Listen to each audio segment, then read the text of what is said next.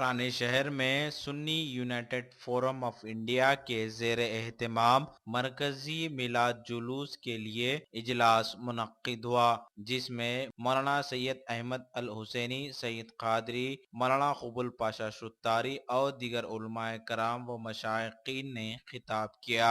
इस मौके पर महकमे पुलिस के आला ओहदेदार भी मौजूद थे।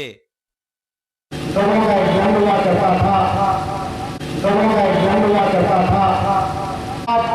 अमल में लाया जा रहा है कि बात साफ हो गई कि जब कोई जुलूस भी निकलता है तो उसमें अमल नहीं होता है और वो जुलूस की जुलूस होता है।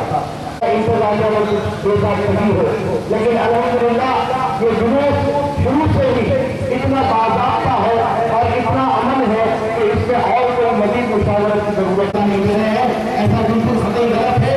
हम पहले से पैदा हुए अपनी आखिर पर पैदा होने के लिए तैयार थे, आज भी है और इंशाअल्लाह हमारे की क्षमा मोहब्बत अपने दिल में रखते हैं। जिसके दिल में चिंगारी है उनको